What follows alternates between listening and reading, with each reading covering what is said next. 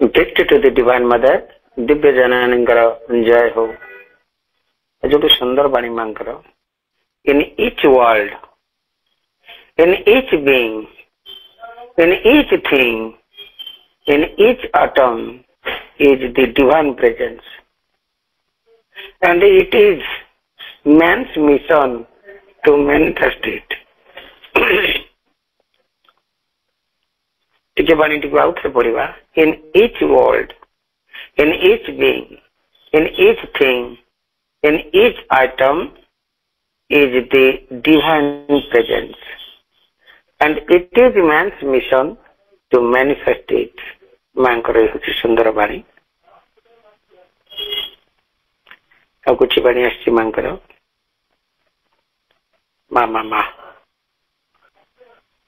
ଆଉ ଗୋଟେ ବାଣୀ ମାଙ୍କର ଆସିଛି, I belong to no nation, no civilization, no society, no race, but to the divine. I obey no master, no ruler, no law, no social convention, but to the divine. ମୁଁ କୌଣସି ରାଷ୍ଟ୍ର, ସଭ୍ୟତା, ସମାଜ, ଜାତିର ନୁହେଁ, କେବଳ ଭଗବାନଙ୍କର।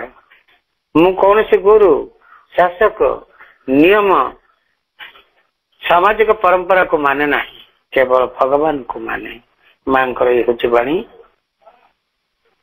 ବାଣୀଟି ଆସିଛି CWM ଭଲ୍ୟୁମ୍ 13 ପେଜ 38 କୁ ଆସିଛି। ମା ଏଥର ପ୍ରଭୁଙ୍କର ଗୋଟେ ବାଣୀକୁ ଟିକେ ଆମେ ପଠନ କରିବା। What Krishna work for us, the overmind consciousness acting in the mind and the vital. आउथरे पढ़िबा बाणीटुकु। What Krishna worked or works, the overmind consciousness acting in the mind and the vital. Krishna जो कार्य कले ता थिला मन और प्राण रे अधिमांश चेतना क्रिया। प्रभु श्री अरविंदंकर होची बाणी। तसे तो आजिर गोटे अनुचिंता हम पाखक आसी मनीष और अपशक्ति जो माने योग साधना करुचंती से माने सर्वदा एक सूक्ष्म भौतिक शक्ति सहित युद्धरत था, जहाँ को अदिव्य शक्ति, विरोधी शक्ति बा आसुरिक शक्ति बोली कहा जाए। साधारण मनीष निज अजाणत सबू अपशक्ति सह भी युद्ध करुए। से माने कहती रोग वैराग, दुख जंत्रणा, विपद, दुर्घटना गुड़िकर पश्चात एक अपशक्ति रही थाए। आपण माने शुणी थिबे एक निर्दिष्ट जगार बारंबार दुर्घटना घटुथिबो। सेथिपाई सचेतनता जरूरी। सचेतन रहिले अनेक असुविधा को एड़ाई दिया जाय परिबो। एही सचेतना ही हेउची योग। प्रत्येक रोग पश्चात एक अपशक्ति रही थाए। आपण माने शुणी थिबे, अनेक देखि थिबे 40-50 वर्ष पूर्वे गाँव में जदि हो जाती हाड़फुटी रोग होउतला, लोक माने ग्राम देवी को पूजा करुथे, पूजा अर्चना करुथिले। एइथिपाई जे सेही रोगर अपशक्ति को ग्राम रु तड़ी देबा पाई। या थाए सूक्ष्म स्तर रे ग्राम देवी और अपशक्ति मध्य एक लड़ई। एही पूजा अर्चना को आधुनिक युग रे यार मूल तत्व को न जानी कुसंस्कार बोली कहि थांती। आधुनिक औषध द्वारा जिते रोग गुड़ी को भल कर दिगला, धीरे धीरे यही कथा गुड़िक धीरे धीरे यही तथाकथित पूजा अर्चना बंद हो जाइए समाज। जोगी मुनि ऋषि माने मध्य निज जोग शक्ति बल निज शरीर रोग को भल कर दियंती। बाबाजी रामकृष्ण दास तांको देहर कुष्ठ रोग को जोग शक्ति बल भल कर देथिबा कथा तांका आत्मजीवन रे आमे पढ़िथिबा। योग जीवन ही होची श्रेष्ठ जीवन। आगामी युग योग जीवन रो युग। मनीष धीरे धीरे योग उपर अधिक रु अधिक गवेषणा करिवारे लागिछि। दिने जेतेबेले सफल हेबो सेतेबेले योग जीवन समस्त पई अभ्यास रो कथा होई उठिबो। प्रभु मानकर बाणी किछि पठन सहित आज अनुचिंतार पठन परे परे प्रभु मां चरण कमल आम अनंत कोटि प्रणाम जन आरंभ करने को जाऊँ आज ऑनलाइन श्री अरविंद श्री संपाठ चक्र कार्यक्रम आज ऑनलाइन श्री अरविंद श्री संपाठ चक्र उपस्थित समस्त भाई आप मान वंदे मातरम प्रणाम। कार्यक्रम आरंभ में चलते आम किसी चरण नीरव ध्यान प्रभुंकर मंत्रमयी सावित्री आवृत्ति सहित आज मंत्रमयी सावित्री उच्चारण पृष्ठ संख्या रही 211। आज मंत्रमयी सावित्री को आवृत्ति करने आम अनुरोध करवा कोलकाता आमर अति प्रिय सीमा आपा को बापा आपण मंत्रमयी सावित्री आवृत्ति करंतु आम समस्ते नीरव रे प्रभु मां प्रति ध्यान समस्ते साइलेंस हे मां Savitri Book 2, the book of the traveler of the world, Canto 7, the descent into night. Only were safe who kept God in their hearts, courage their armor, faith their sword. They must work, the hand ready to smite, the eye to scout.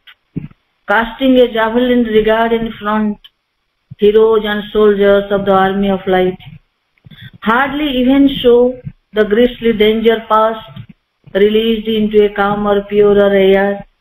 They dared at length to breathe and smile once more.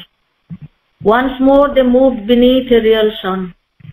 Though hell claimed rule, the spirit still had power. This no man's land he passed without debate. Him the heights missioned, him the abyss desired. None stood across his way, no voice forbade. For swift and easy is the downward path, and now towards the night was turned his face. A greater darkness waited, a worse reign, if worse can be where all is evil's extreme. Yet to the cloaked, the uncloaked is naked worst. Their God and truth and the supernal light had never been, or else had power no more. As when one slips in a deep moment's trance, over mind's border into another world, he crossed a boundary whose stealthy trace eye could not see, but only the soul feel. Into an unmoored fierce domain he came, and saw himself wandering like a lost soul, amid grimed walls and savage slums of night. Around him crowded grey and squalid huts, neighboring proud palaces of perverted power, inhuman quarters and demoniac wars. A pride in evil hugged its wretchedness. A misery hunting splendor praised those fair dawn suburbs of the cities of dream life. धन्यवाद अपा आम एत जन नीरव ध्यान करुले प्रभुंकर मंत्रमयी सावित्री आवृत्ति सहित आम परवर्ती कार्यक्रम एक भक्ति नैवेद्य अर्पण करवा प्रभु मां चरणार बिंदे। आज कार्यक्रम रे प्रभु मां चरणार बिंदे एक भक्ति नैवेद्य अर्पण करने भंजनगर गंजाम रु आम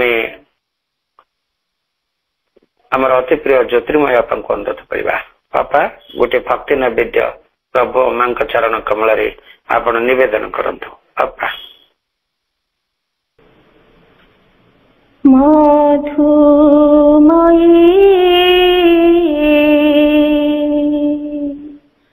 मधुमयी एई शुभ सकाळ रे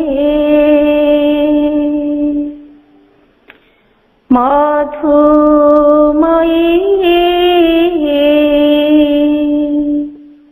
मधुमयी एई शुभ सकाळ रे प्रथम प्रणाम जनाई मागो तुम्हारी श्री चरण रे मधुमयी मधुमयी एई शुभ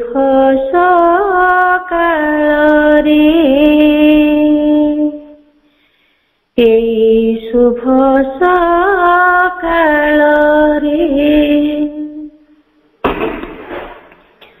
ସକାଳର ତୁମେ ପ୍ରଥମ ପ୍ରଣାମ ରାତ୍ରିର ଶେଷ ପ୍ରଣାମ এই জীবনর প্রতিটি ছন্দরে কেবল তোমারি নাম সকালর তুমি প্রথম প্রণাম রাত্রির শেষ প্রণাম এই জীবনর প্রতিটি ছন্দরে কেবল তোমারি নাম প্রেমময়ী প্রেমময়ী মা ମୋ ହୃଦୟ ବେଦି ପରେ ପ୍ରେମମୟୀ ପ୍ରେମମୟୀ ମା ମୋ ହୃଦୟ ବେଦି ପରେ দেখি মো জালি প্রেমর দীপালি দেখি মো জালি প্রেমর দীপালি তোমারি শ্রী চরণরে মধুময়ী মধুময়ী মা এই শুভ সকালরে এই শুভ সকালরে ভাবরে আস মা ভকতিরে আস আশা মোর প্রার্থনারে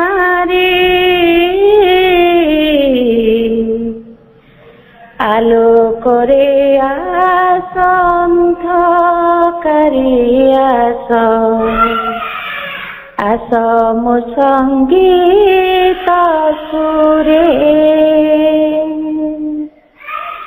ভাবরে আস মা ভকতিরে আস আশা মোর প্রার্থনারে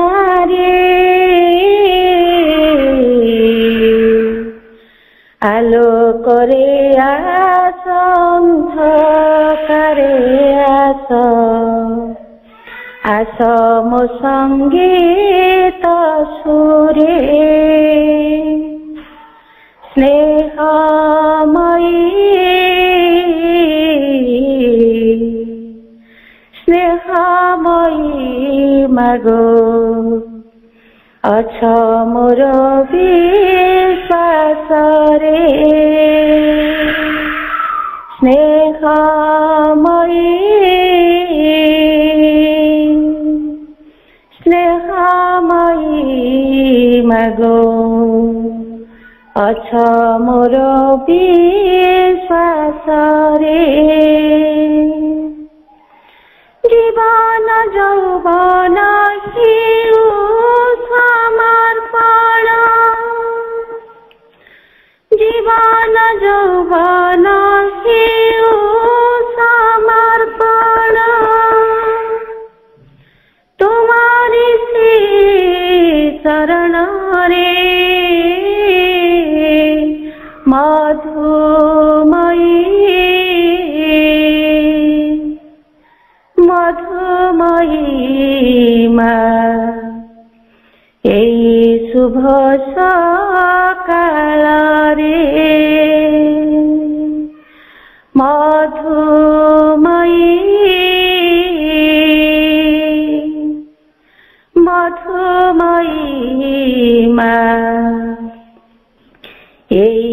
शुभ सकाळे प्रथम प्रणाम जणाई मागो प्रथम प्रणाम जणाई मागो तुम्हारी श्री चरण रे मधुमयी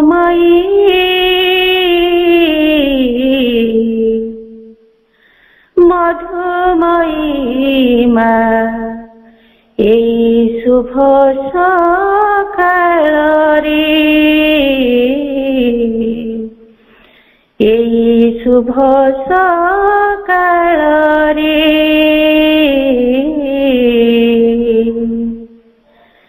এই শুভ সকালে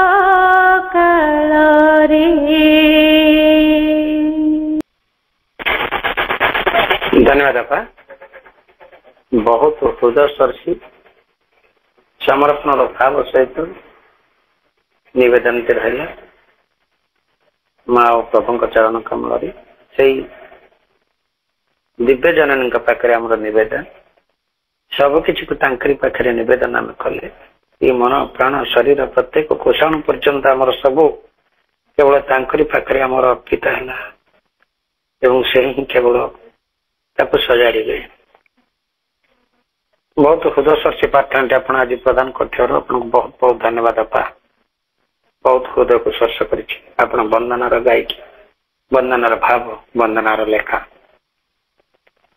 परवर्ती कार्यक्रम आम से महान प्रभु आमर परम प्रभु श्री अरविंदर से पवित्र दिव्य ग्रंथ द सिंथेसिस ऑफ योग सम्मानय धारावाहिक आलोचना साध्य कार्यक्रम को आम प्रवेश करवा आम व्रती हवा आमको तो व्रती कराइबे आमर अति प्रिय बरगड़ डॉक्टर चित्तरंजन साहू भाई भाई तो कंटिन्यू डिस्कशन रही chapter 18 the soul and its liberation part 2 the synthesis of yoga एवं आज गोटे कथा भाई को अनुरोध करी गत काली जो प्रसंगटी यार जो पैराग्राफ गुटिक आलोचना होता भितर सतरे आम प्रवेश कला बेले बारंबार आम न भिड़िले न बुझिले न मनन चिंतन कले से खसी जाए एवं आउ थे पुणी प्रवेश कला बेलू आमको कष्ट हुए पुणी सहज भी यही कथा आम मान आम शेष को इंटराक्शन करने मनन चिंतन करते भाई को कही रिक्वेस्ट करते सी भी करुँच काली गत काली आमर यही प्रसंगटी एपिसोड टी को आमर अपना आपा जो तार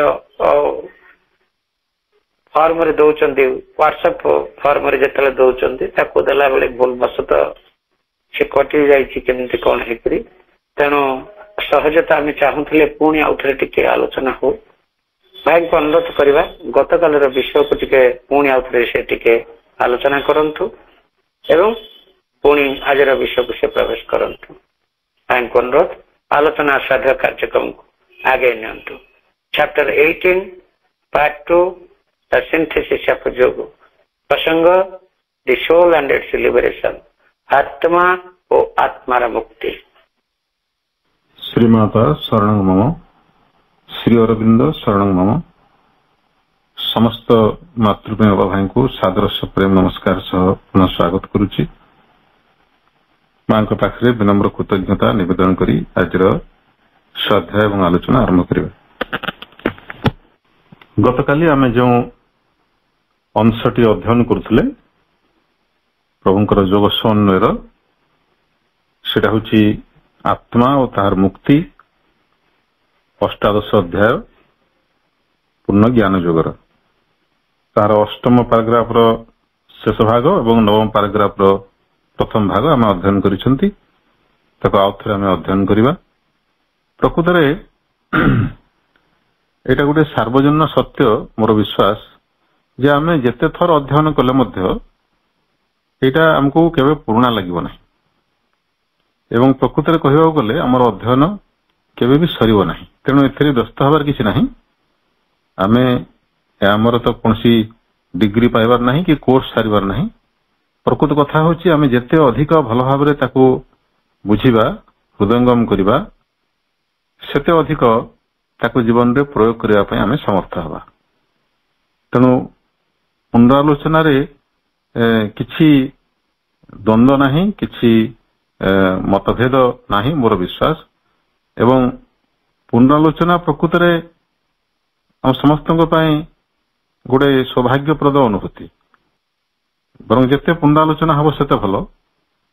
ତଥାପି ଯେହେତୁ ଆମର ବହିଟା କ୍ରମାଗତ ଭାବରେ ଆମକୁ ଶେଷ କରିବାର ଅଛି, ସେଥିପାଇଁ ଆମକୁ ଗୋଟେ ହାରାହାରି ବେଗଟିଏ ରଖିବାକୁ ପଡିବ, ସମୟକୁ ସମ୍ମାନ ଜଣାଇବାକୁ ପଡିବ।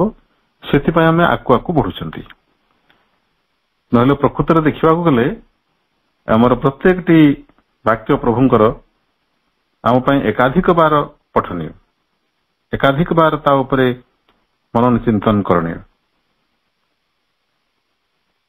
ତେଣୁ ଆମେ ପୁଣି ଥରେ ଆଲୋଚନା କରିବା ଯାହା ଗତକାଲି ଆମେ ଆଲୋଚନା କରୁଥିଲେ। ପୃଷ୍ଠା ସଂଖ୍ୟା ସେଇ 441, କଣ୍ଟିନ୍ୟୁଟି ପାରାଗ୍ରାଫର ଶେଷାଂଶ ଏବଂ ତାପରେ ନବମ ପାରାଗ୍ରାଫଟି ଆରମ୍ଭ ହୋଇଛି।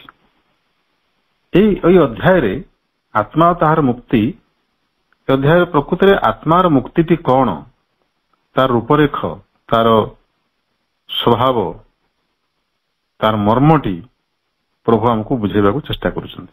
ଆତ୍ମାର ମୁକ୍ତିର ଯଥାର୍ଥ ଅର୍ଥ ହେଉଛି ଆତ୍ମାର ସ୍ୱାଧୀନତା। ଆତ୍ମା ସ୍ୱାଧୀନ ହେଇକି ରହିବ। ସ୍ୱାଧୀନ ହେବାର ଅର୍ଥ ସେ କାହାରି ଉପରେ ନିର୍ଭରଶୀଳ ହବ ନାହିଁ, କାହାରି ସହିତ ସେ ଆପେକ୍ଷିକ ହବ ନାହିଁ, ବା କାହା ସହିତ ତୁଳନା କରି ନିଜକୁ ସେ ଉପସ୍ଥାପନ କରିବ ନାହିଁ। କାହାରି ସାହାରା ନେଇକରି ସେ ନିଜକୁ ତିଷ୍ଠେଇବ ନାହିଁ ଜଗତରେ। ଆମେ ସାଧାରଣ ଜୀବନରେ ଯେତେବେଳେ ଆମର ପରିଚୟଟି ଆମେ ଦଉ, ଆମର ପରିଚୟ କେତେବେଳେ ବି ନିରପେକ୍ଷ ହୁଏ ନାହିଁ, ସାପେକ୍ଷ ହୁଏ। ମୁଁ ଅମୁକର ପୁତ୍ର, ଅମୁକର ପିତା, ଅମୁକ ଜାଗାରେ କାମ କରେ। ଆମର ସବୁବେଳେ ଦରକାର କିଛି ନା କିଛି ରେଫରେନ୍ସ। ଏପରିକି ଆମର ଯେଉଁ ନାମଟି, ଆମର ରୂପ, ଗଠନ, ଉଚ୍ଚତା, ଓଜନ ଇତ୍ୟାଦି ବିଭିନ୍ନ ଶାରୀରିକ ଅବସ୍ଥିତି ଗୁଡିକ, ଏ ସବୁ ଆମ ପାଇଁ ଗୋଟେ ନିର୍ଭରଶୀଳତାର ପରିବେଶଟେ ସୃଷ୍ଟି କରନ୍ତି। ଆମେ ସ୍ୱତନ୍ତ୍ର ହେଇପାରୁନା।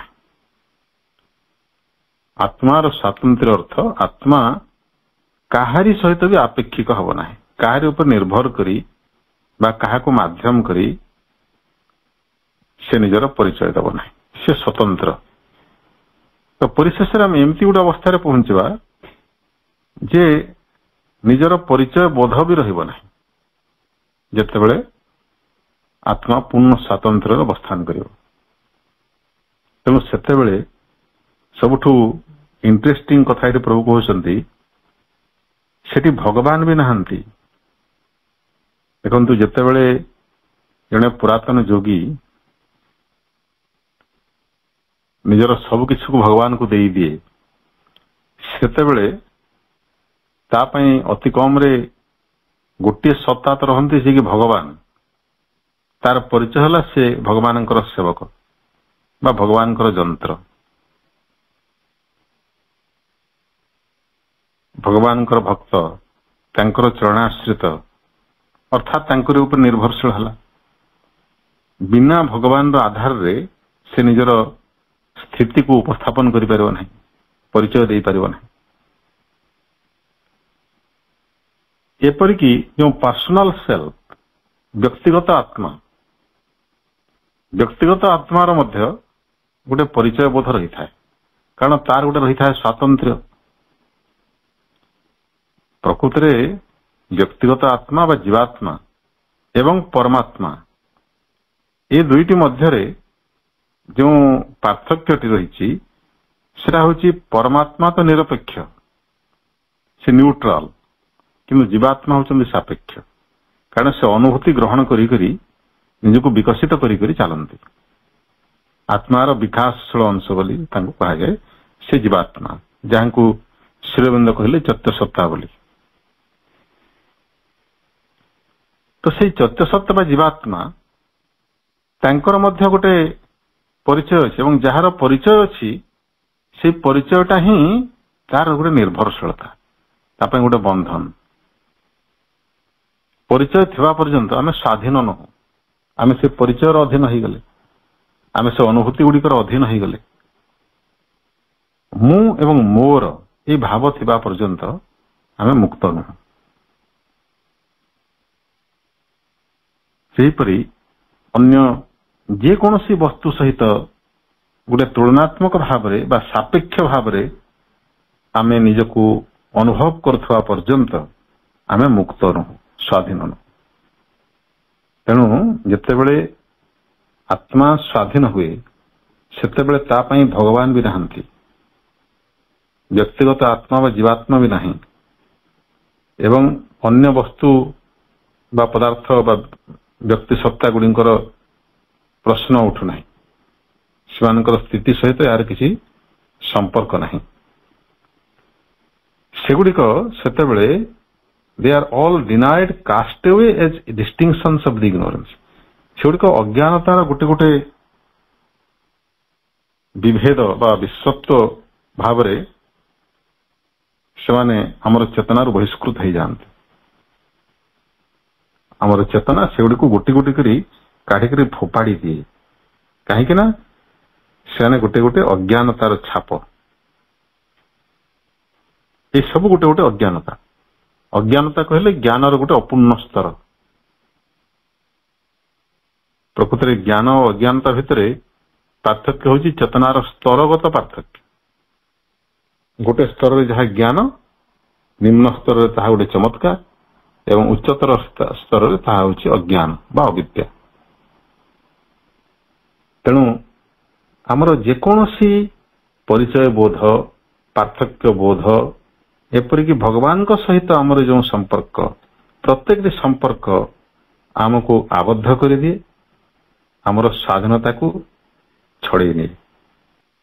तो से जितेबले आत्मा निजर स्वातंत्र रे अवस्थित होगा चाहती सेतेबेले से कौन करती, अहंगर प्रयोग करती। अहं कौन करे, से निजको विनाश करने सहित निजर वैपरीत्य गुड़िक विनाश करे बोली प्रभु कहते। It is the ego recognising its own insufficiency and abolishing both itself and its contraries, that its own essential instinct of independent self-experience may be accomplished. अहं कौन करे, जमती कंटा द्वारा आम आउटे कंटा को काढ़ी दो एवं काढ़ी सारा पर उभय कंटा को फोपाड़ी दो, कारण ताको रखिबार नहीं। कंटार उपयोग केवल कंटा को काढ़िबा पई, अहंगर उपयोग अहंगर विनाश पई। तो अहंटा काहेकि निजको विनाश करे, से जानी जाए जे तार सामर्थ्य, तार जो स्थिति बा अस्तित्व सेटा केते इनसफिशिएंट, माने केते तुच्छ, केते स्वल्प, केते नगण्य। आत्मार विशालता तुलना रे अहंटा केते संकीर्ण, संकुचित रूप। जितेबेले एटा से बुझी जाए संगे संगे ताकू निजर शरीर खोलटी को बाहर करी फोपाड़ी देला भली से फोपाड़ी दिए। एवं तार कंट्रारी गुड़िक प्रभु कहते देखंतु, अहंगर पुणी कंट्रारी कौन, ये जो कहा जाए अहं निज परोवेति गणनाम लघु चेतसा। निजर बोली भाईबाटा होची अहंकार, निजर नुहे बोली कहबाटा होची जो अदर देन इटसेल्फ, माने पर, तार कंट्रारी। निजर विपरीत होची पर, किंतु एठी जहा गुरुत्वपूर्ण सेटा होची सेटा मध्य गोटे अहं, अहंर विपरीत मध्य गोटे अहं, कंटार विपरीत मध्य गोटे कंटा, सेटा आ गोटे कंटा।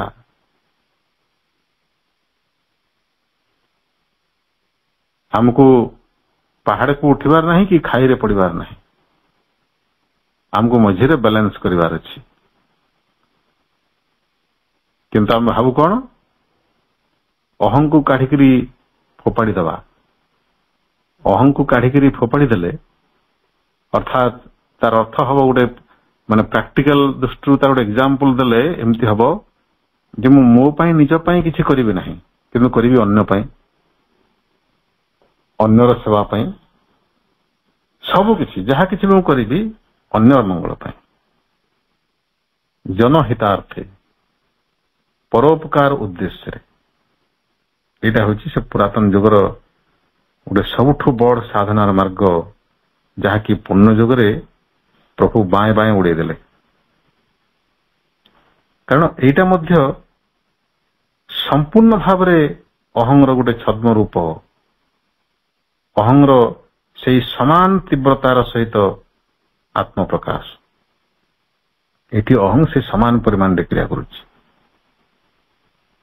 कारण निज और पर बोल तो किसी नहीं तो पर को से गुरुत्व दौची कहीं जदि निज को छाड़िबो पर को भी छाड़िबो अर्थात सबू छाड़िकरी सबू बंधन तो मुक्त होकर भगवान बंधन को भी काटी देके ये गोटे भजन अच्छी सबू बंधन मो काटी दे प्रभु तुमरी बंधने रख एटा होची पुरातन जोग मार्ग भक्ति मार्ग प्रभु कहते ना से तुमरी बंधन को भी मोर रखिबार नहीं प्रभु मते बंधन मुक्त कर एवं तांकु जणैबार बोध मध्य रहइब नै सेठी भगवान नाहंती केही नाही एपरिकी मूर बोधटी मध्य नाही सेटा होची आत्मार यथार्थ मुक्ति जेते बेले आत्मा निजर गोटे पृथक स्थिति पर्यंत अच्छी बोली मध्य मन करे नाही से जो पर्सनल सेल्फ कथा कहउछंती निजर गोटे स्वतंत्र स्थिति अच्छी बोली जे पर्यंत मन करुथबा से पर्यंत मुक्त हेना सेही अनुभव मध्य रहइब नाही निजर बोध रहइब नाही कि परर बोध रहइब नाही निजर स्थितिर बोध पर्यंत मध्य रहइब नाही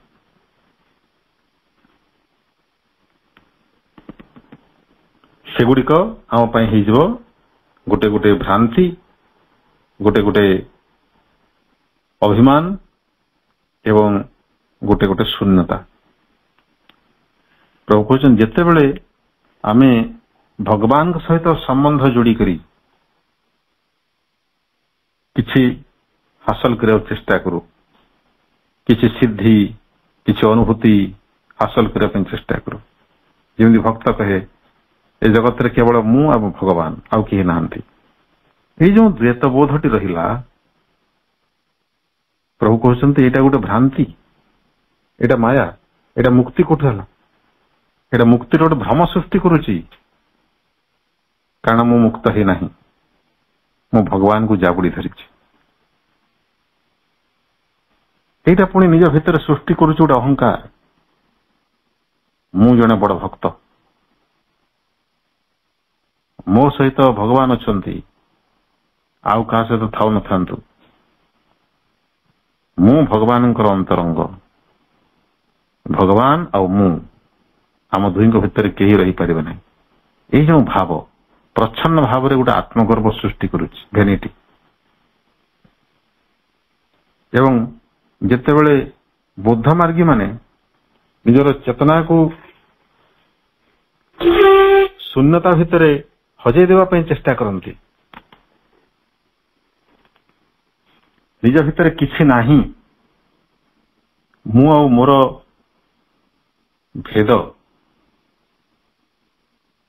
मु आ मोर भाव जेतेबेले आउ न थाए सेतेबेले जहा अनुभव हुए गोटे शून्यतार बोध से शून्यता मध्य गोटे अहं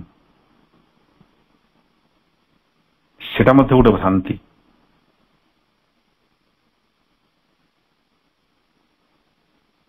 अर्थात निजे समस्त प्रकार आसक्ति कामना वासना सब प्रकार बंधन रु मुक्त हो जबार जो अनुभव साधक पक्षरे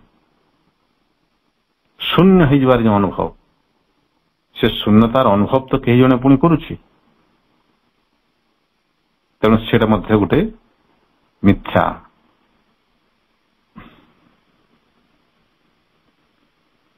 तेणु यही सबको साधक अस्वीकार करे जे आत्मार मुक्ति रे स्थित हवा चाहे आत्मार मुक्ति को अनुभव करने चाहे से सबु प्रकार संपर्क को अस्वीकार करे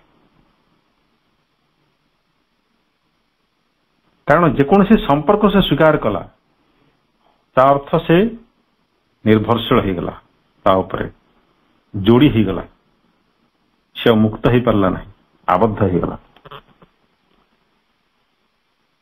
it ceases to admit its own persistence प्रभु कहते आमर अहंटी जो निजको जाहिर करबार तार अभ्यास थाए ताको मध्य से अस्वीकार करे because the persistence of ego means the admission of that which it tries to exclude as not self अहं रहिबार अर्थ होची अहंटी जहा को दूर करबा चाहूची जहा को से प्रत्याख्यान करबा चाहूची जहा को हटेबा चाहूची ताको से स्वीकार करूची जे पर्यंत मु और मोर एई अनुभवटी थिबो से पर्यंत बंधन गुड़िक से काटिबा चाहूची अस्वीकार करबा चाहूची से बंधन गुड़िक केबे कटिबो नाही এটা অতি স্পষ্ট মু কহিলে অমুক এই অনুভব যে পর্যন্ত থিব তাহলে বন্ধন কটিব কেমতি এইটা মোর সেটা মোর এই মোর ভাব থিবা পর্যন্ত বন্ধন কটিব কেমতি তেণু persistence of ego means admission of that which it tries to exclude as not self जहाँ प्रकृत निजर स्व नुहे बोली आमे जानुचु ताकू पुणी आमे स्वीकार कर नउचु ग्रहण कर नउचु निजर स्व बोली ग्रहण कर नउचु एटा होछि हमर अहंकार तेणु बुद्ध मार्गी माने एई अहंकार संपूर्ण विनाश पाई से माने समग्र चेतनाटी को विनष्ट कर देबा पई बा विलुप्त कर देबा पई चेष्टा करंती एटा होछि बौद्ध मार्ग तेणु से कथारी प्रभु कहले बौद्ध मार्गी माने शेषरे से सिद्धांत रे पहुंचंती जे निजको संपूर्ण विलुप्त कर देबा पई सेल्फ एनिहिलेशन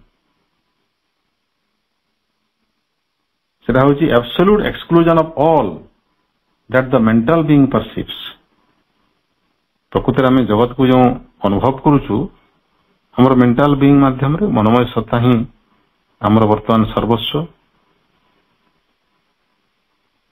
जहाँ सब मनोमय सत्ता अनुभव करूची जगत रे से सब को अस्वीकार करिबा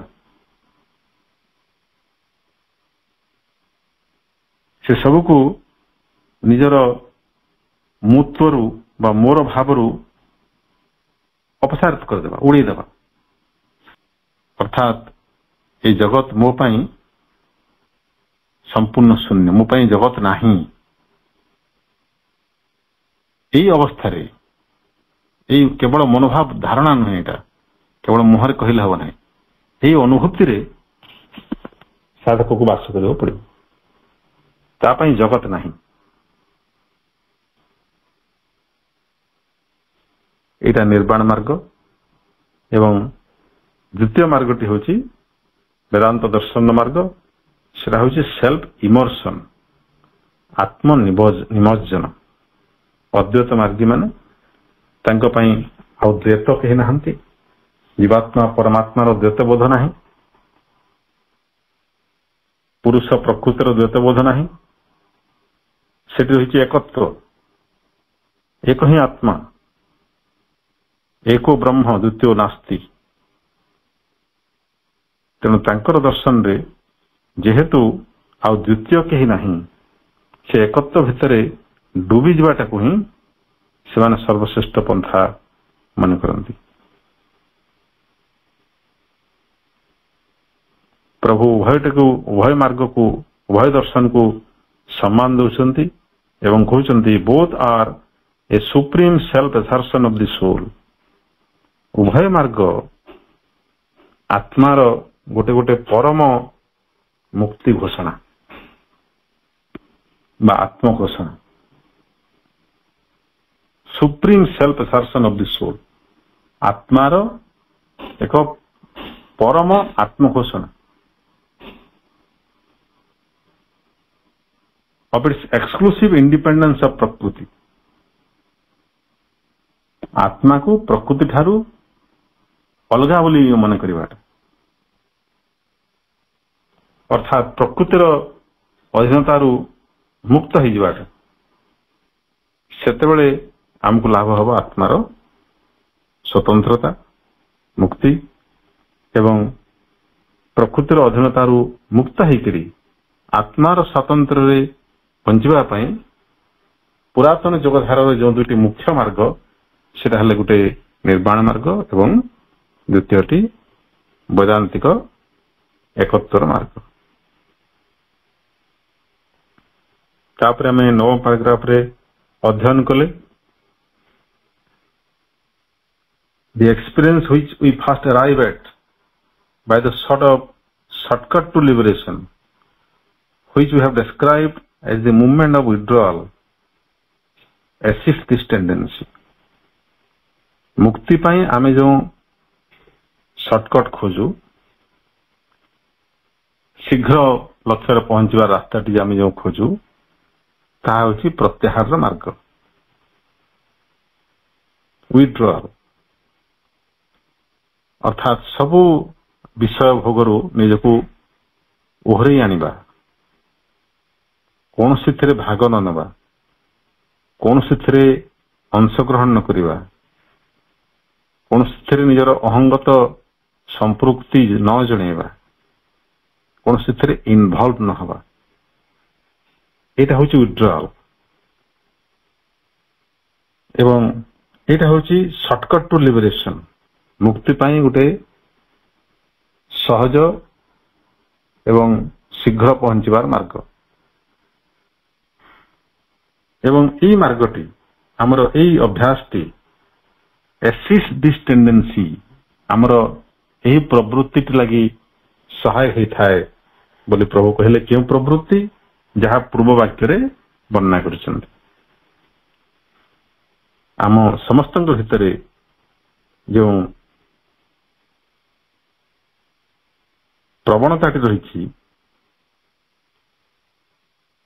ଅହଂର କ୍ରମାଗତ ବିନାଶ ଏବଂ ଆତ୍ମାର ସ୍ୱାତନ୍ତ୍ର୍ୟରେ ବାସ କରିବାର ଯେଉଁ ପ୍ରବୃତ୍ତି, ପ୍ରକୃତରେ ଜଣେ ଯେତେ ଅହଙ୍କାରୀ ହେଉ, ତାର ବାହ୍ୟ ପ୍ରବଣତାଟି ଯାହା ହଉ, ତାର ଅସଲ ପ୍ରବଣତାଟି ହେଉଛି ତାର ଅନ୍ତରାତ୍ମାର ପ୍ରବଣତା। ଅନ୍ତରାତ୍ମା ପ୍ରକୃତରେ ଯାହା ଚାହୁଁଛି, ସେଟା ହିଁ ବ୍ୟକ୍ତିର ଯଥାର୍ଥ ଚାହିଁବା ବା ଇଚ୍ଛା ବା ସଂକଳ୍ପ। ବାହ୍ୟ ସତ୍ତା କଣ ଚାହୁଁଛି ତାହା ବେଶୀ ମହତ୍ୱପୂର୍ଣ୍ଣ ନୁହେଁ। ମନ, ପ୍ରାଣ ଏବଂ ଅନ୍ନମୟ ପ୍ରକୃତି କଣ ଚାହୁଁଛନ୍ତି ସେଟା ଗୁରୁତ୍ୱପୂର୍ଣ୍ଣ ନୁହେଁ। ତାର ଅନ୍ତରାତ୍ମା କଣ ଚାହୁଁଛି ସେଟା ହେଉଛି ଗୁରୁତ୍ୱପୂର୍ଣ୍ଣ। ଏବଂ ଆମର ସେଇ ଯେଉଁ ପ୍ରବଣତା, ଆତ୍ମାର ସ୍ୱାତନ୍ତ୍ର୍ୟରେ ବାସ କରିବା ବା ଅହଂର ଅଧୀନତାରୁ ମୁକ୍ତ ହେବା, ୟାର ଏହି ପ୍ରବଣତାରେ ବା ଏହି ପ୍ରବୃତ୍ତିକୁ ବାସ୍ତବତାରେ ପରିଣତ କରିବା ପାଇଁ ବା ଏହି ପ୍ରବୃତ୍ତିଟିକୁ ଚରିତାର୍ଥ କରିବା ପାଇଁ, ତାକୁ ଜୀବନରେ ପ୍ରତ୍ୟକ୍ଷ କରିବା ପାଇଁ ଯେଉଁ ଅଭ୍ୟାସଟି ଆମର ସହାୟକ ହେଇଥାଏ, ସେଟା ହେଉଛି ପ୍ରତ୍ୟାହାରର ମାର୍ଗ। ଅର୍ଥାତ୍ ଏହି ପ୍ରତ୍ୟାହାରର ମାର୍ଗ ଦ୍ୱାରା ଆମେ ଆମର ଲକ୍ଷ୍ୟ ଆଡକୁ ଶୀଘ୍ର ଶୀଘ୍ର ଯାତ୍ରା କରୁ। ସେଥିପାଇଁ ଆମର ଅଷ୍ଟାଙ୍ଗ ଯୋଗ ସାଧନାରେ ପ୍ରତ୍ୟାହାରକୁ ଗୋଟେ ମୁଖ୍ୟ ସ୍ଥାନ ଦିଆଯାଇଛି तार पूर्व एवं पर प्रक्रिया गुड़िक अंग गुड़िक मु कहीदे पतंजलि उल्लिखित अष्टांग योग मार्ग यम नियम आसन प्राणायाम प्रत्याहार धारणा ध्यान और समाधि प्रत्याहार 5 नंबर अच्छी तो बहुत कथा अच्छी सब वर्णना कले अति समस्यापेक्ष हम तथा संक्षेप कहुपे जे प्रथम 4टी प्रक्रिया होची निम्न स्तर साधक को शारीरिक और प्राणिक स्तर रे से मजबूत करे आधार को योग्य करे मजबूत करे कारण गोटे मजबूत आधार ही दीर्घ दिन साधना करि परिबो दीर्घ काल बंची रही परिबो और साधना करि परिबो एई 4टी प्रक्रिया को हठ योग बोली कहा जाए आ को हठ योग संपर्क मध्य गोटे अध्याय अच्छी प्रभुंकर एवं तापर राजयोग अच्छी से राजयोग होची शेष 4टी प्रक्रिया प्रत्याहार धारणा ध्यान और समाधि हठ योग जो शेष हुए राजयोग से आरंभ हुए ये गोटे कंटिन्यूम तेणु राजयोगर सर्वमूल बा प्रथम प्रक्रिया हूँ विड्रॉल बा प्रत्याहार आम धीरे धीरे निजक समस्त अहंगत संबंध गुड़िक ओहरी आणु भल लागिबा न लागिबा निज पर प्रिय अप्रिय ये सब गोटे गोटे श्रृंखल गोटे गोटे आबद्ध गोटे गोटे माने आबद्धकारी बंधन सृष्टिकारी उपादान गुड़िक मते अमको जिनस भल लागे बोली कहवा जेतकी बंधन अमको जिनस भल लागे नाही बोली कहवाटा मध्य सेती बंधन तेणु जो जोगी कहे मो निरामिष आमिष मोर चलिबो नाही से जतकी आसक्त तार साधना आध्यात्मिक दृष्टि से जतकी बंधन रे अछि आमिष को प्रिय खाद्य भाव में ग्रहण करुवा व्यक्ति प्रति आसक्त होता व्यक्ति मध्य सेतकी बंधन रे अछि आध्यात्मिक दृष्टि उभय समान स्तर विराजमान कर तेणु जी प्रकृति आध्यात्मिक आध्यात्मिक जीवन यापन करने चाहे से समस्त प्रकार बंधन मुक्त हम भल लगिबाटा जमती गोटे बंधन भल न लगिबाटा मध्य सेमती गोटे बंधन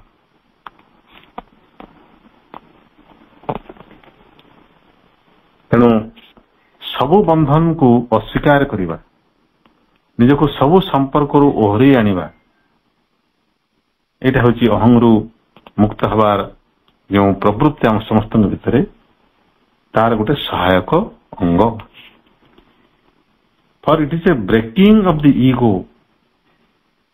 आम प्रकृत जो परिहार को प्रत्याख्यान करुवा क्षमा करेंगे जो प्रत्याहार करू निजको ओहरी आणु विभिन्न प्रकार संपर्क रे जोड़ी हेबार जो प्रवणता आम भितर सेथुरु जेतेबेले आम निजको ओहरी आणु तार अर्थ होची सीधा सड़क अर्थ सेटा होची अहंगर विनाश ब्रेकिंग ऑफ द ईगो हमर अहंग भांगी जाए सेठी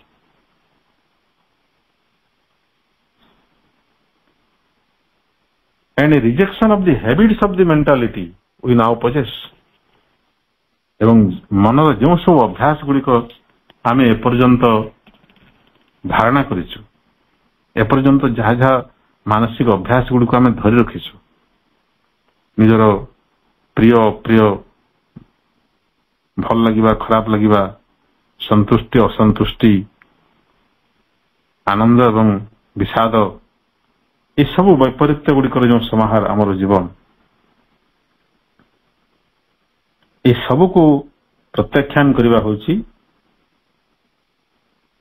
ये डिसोल्यूशन ऑफ द ईगो और ब्रेकिंग ऑफ द ईगो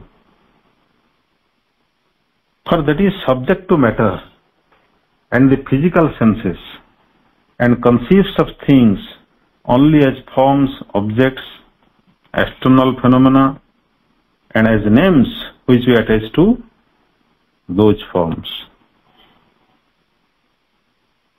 अहं को प्रत्याख्यान करिवार अर्थ कौन प्रभु कहते for that is subject to matter. ଅହଂଟା ପ୍ରକୃତରେ ଜଡର ଦାସ ହେଇଥାଏ, ଅନ୍ନମୟତାର ଦାସ ହେଇଥାଏ। ଅନ୍ନମୟତାକୁ ଆଧାର କରି ସେ ତିଷ୍ଠି ରୁହେ। ଆମେ ଆମର ଯାହା ସବୁ ପରିଚୟ ଦେଲେ ମଧ୍ୟ ଏଇ ଯୋଉ ଶାରୀରିକ ସ୍ଥିତି ତାକୁ ଆମେ ଅସ୍ୱୀକାର କରିପାରିବା ନାହିଁ। ଆଉ ଅନ୍ୟ ଅବସ୍ଥା ଗୁଡ଼ିକୁ ହୁଏତ ଅସ୍ୱୀକାର କରିଦେଇପାରିବା, କିନ୍ତୁ ଶାରୀରିକ ସ୍ଥିତିକୁ ଅସ୍ୱୀକାର କରିଦେଲେ ଆମର ଅସ୍ତିତ୍ୱ କିଛି ରହିବ ନାହିଁ। ତେଣୁ ସବୁଠୁ ବଡ ବନ୍ଧନ ହେଉଛି ଆମ ପାଇଁ ଏଇ ଶରୀର। ଏବଂ ଫିଜିକାଲ ସେନ୍ସେସ୍, এই ଶାରୀରିକ ଇନ୍ଦ୍ରିୟ ସବୁ, এই ଇନ୍ଦ୍ରିୟ ମାନେ ହିଁ ପ୍ରିୟ ଅପ୍ରିୟ, ଭଲ ମନ୍ଦ এই ବିଭାଜନଟି ଶିଖାନ୍ତି, এই ଭେଦଟି ସେମାନେ ସୃଷ୍ଟି କରନ୍ତି। and conceives of things, ଆମର ଅହଂଟି କଣ କରେ, ବିଭିନ୍ନ ଜିନିଷକୁ ସେ ଯେଉଁ କନସିଭ୍ କରେ ବା ତାଙ୍କ ବିଷୟରେ ଯେଉଁ ଧାରଣା କରେ, କିଭଳି ଭାବରେ ଧାରଣା କରେ, conceives of things only as forms, ପ୍ରତ୍ୟେକ ବସ୍ତୁକୁ, ପ୍ରତ୍ୟେକ ଉପାଦାନକୁ ବିଭିନ୍ନ ରୂପ ଭାବରେ ସେ ବିବେଚନା କରେ, ଗ୍ରହଣ କରେ। ଅବଜେକ୍ଟସ, ବସ୍ତୁ ଭାବରେ। ଏକ୍ସଟର୍ନାଲ ଫେନୋମେନା, ବାହ୍ୟ ଘଟଣା ଭାବରେ। and as names which we attach to those forms, ଏବଂ ପ୍ରତ୍ୟେକ ବସ୍ତୁର ଗୋଟେ ନାମ ଥାଏ, ସେ ନାମ ମାଧ୍ୟମରେ ମଧ୍ୟ ଅହଂ ତାକୁ ଗ୍ରହଣ କରେ ଏବଂ ତା ସହିତ ସମ୍ପର୍କରେ ଯୋଡ଼ି ହୁଏ।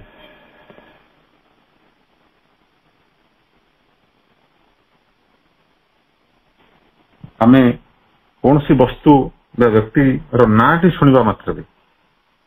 ଶୁଣିବା ମାତ୍ରକେ ତା ବିଷୟରେ ବିଭିନ୍ନ କଳ୍ପନା ଜଳ୍ପନା ଆମର ମନ ଭିତରେ ଆରମ୍ଭ ହେଇଯାଏ। ସେ ଭଲ ଲୋକ ନା ଖରାପ ଲୋକ, ଦୟାଳୁ ନା କଠୋର, ଏସବୁ କଥା ଆମେ ଗୋଟେ ମୁହୂର୍ତ୍ତରେ ମନେ ମନେ ଇମାଜିନ କରିଦଉ। ଯେତେବେଳେ ଆମର ଅନୁଷ୍ଠାନକୁ ଗୋଟେ ନୂତନ ସଦସ୍ୟ ଆସନ୍ତି, ତାଙ୍କ ଚେହେରା ଦେଖିକରି ଏବଂ ତାଙ୍କ ନାଁ ଶୁଣିକରି ଆମେ ତାଙ୍କ ବିଷୟରେ ବହୁତ କିଛି ଅନୁମାନ କରିଦଉ। ଏଇଟା ହେଉଛି ଅହଂର ଖେଳ। ପ୍ରକୃତରେ ସେ ବ୍ୟକ୍ତିର ଚରିତ୍ର ବା ସ୍ୱଭାବ ସହିତ ଆମର ଧାରଣା ଯାହା ତାର ସମ୍ପର୍କ ଥିବ ଏମିତି କିଛି ମାନେ ନାହିଁ। ବରଂ ଏଇଟା ନହେବାର ସମ୍ଭାବନାଟା 99.9 ବୋଲି ମୁଁ କହିବି। ତଥାପି ଆମେ ନାମ ଏବଂ ରୂପ, ତାଙ୍କର ଯେଉଁ ଲୁକ୍, କେମିତି ଦେଖାଯାଉଛନ୍ତି, ଏସବୁକୁ ନେଇକରି ଆମେ ବିଭିନ୍ନ ପ୍ରକାର ଧାରଣା ପୋଷଣ କରୁ। We are not aware directly of the subjective life of other beings. এটা ଆମର ଅହଂର ଖେଳ, ଯେ ଅନ୍ୟ ବସ୍ତୁ ବା ଅନ୍ୟ ସତ୍ତା ମାନଙ୍କର ଯେଉଁ ଆନ୍ତରିକ କ୍ରିୟାକଳାପ, ତାଙ୍କ ଭିତରେ କଣ ଘଟୁଛି, ଯେହେତୁ ସେଟା ଜାଣିବାର ଆମର ଅବକାଶ ନାହିଁ ବା ଆମର ସାମର୍ଥ୍ୟ ନାହିଁ ସେସବୁ ଜାଣିବାର, ତେଣୁ ଆମେ କଣ କରୁ, ଏଇ ବାହ୍ୟ ଘଟଣା ଗୁଡ଼ିକୁ ଗୋଟେ ଗୋଟେ ରୂପ ଦଉ, ଗୋଟେ ନାମ ଦଉ ଏବଂ ସେମାନଙ୍କର କେବଳ ବାହ୍ୟ ରୂପ ବିଷୟରେ ଆମେ ସଚେତନ ଥାଉ, ତାଙ୍କର ଆନ୍ତର୍ଜୀବନ ବା ତାଙ୍କ ଭିତରେ ଚାଲୁଥିବା ଆନ୍ତରିକ ପ୍ରକ୍ରିୟା ବିଷୟରେ ଆମେ ସଚେତନ ନଥାଉ।